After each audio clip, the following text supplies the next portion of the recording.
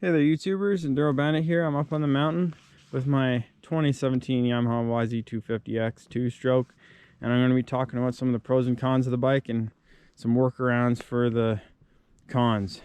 I'm going to start off with the pros. It's a very versatile bike. It can do a bit of motocross, handles the big air no problem. It also does, fast flowy single track really well. It has an amazing top speed for those FSRs. If you're a speed freak like me, you can hit 144 kilometers an hour is the stock spec, but downhill I'd say you can go about 150 if you're willing to really push it. But I have added an extra tooth on my rear sprocket, cut down my top speed a little, but helped out that first gear because the gear ratio on this thing is not ideal for the slow speed single track. I'll get to that later.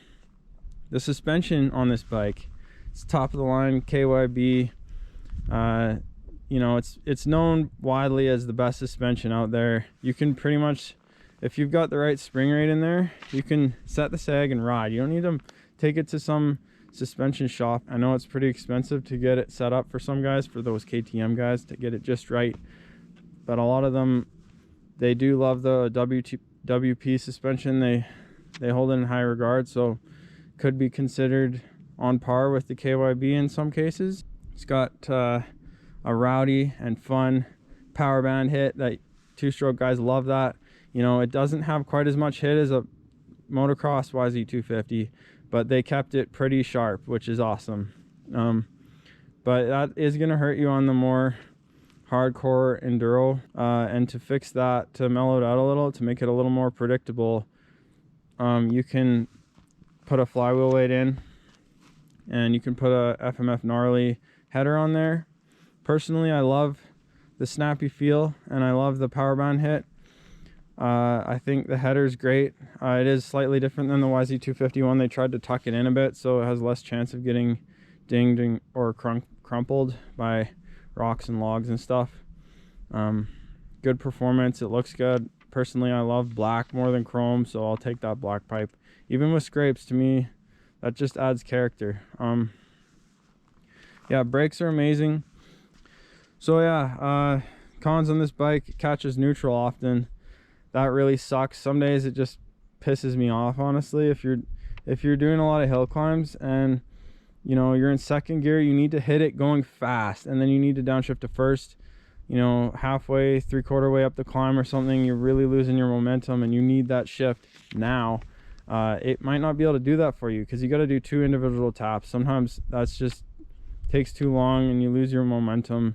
All it takes is that extra split second and you've lost too much momentum to make the rest of the climb in first gear. But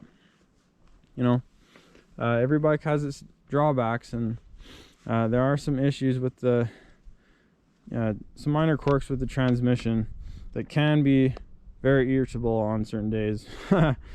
Such as the bad gearing that this bike comes with. It's got the same first and second gear as the motocross brother, the YZ250. So first is too tall. Second gear I love for the fast flowy stuff because you barely have to shift. But a lot of people say it's too tall, which I would agree. It's just not that big of a problem. Third gear definitely too short, especially if you put on a smaller front sprocket or a larger rear sprocket.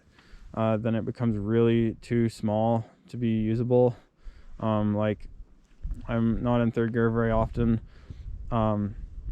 Fourth gear, fifth gear, really tall gears that are only for FSRs and ripping. For putting bus lengths on those motocross bikes in a straight line race, basically. Once you hit fourth gear, they're in the dust. It's head to head until then, but it'll even put a 300XC in the dust. But 300XCW, that thing has tall enough gearing to go head to head all the way. So let's say if the riders are dead even, for skill level, but because that does factor in. Airbox sucks in a lot of dust. So I mean, that's not too big of a gripe, but it being based off a motocross bike, and it pretty much is still, half motocross, half trail bike. I'd say leaning more towards the motocross side, which part of what makes it so fun and have that power hit. But yeah, it is sucking in tons of air, which isn't a bad thing if you want lots of power, but it is getting a lot of dust, so you have to clean your air filters more frequently. But you know, my KLX 300R takes like 3 times 4 times longer for the air filter to get dirty, and I'm sure it's the same on a lot of trail bikes, like probably the KTMs and stuff, because the airbox doesn't just have these big wide open holes sucking in air. Especially if you're following someone, it'll be black by the time you're done riding if it's a dry day. If you've got deep pockets, you might want to even put on a WR250 transmission on there. I heard that a lot of people like to do that because those things have a really nice gear ratio. There's ways around it. A lot of guys love that tall first gear because it allows you to stay in first gear on a lot of hill climbs. It's just that, you know, first gear is it's way less predictable. It's not really a linear power. It can with just a twitch of the throttle, the front wheel's up. You know, you can even lift the front wheel in 4th gear on this bike. It's got tons of power, which is an awesome thing, but when you're into the hard enduro stuff and the really gnarly hill climbs, it can work against you. But yeah, just all around great bike. Just wouldn't recommend it for the hard enduro guys.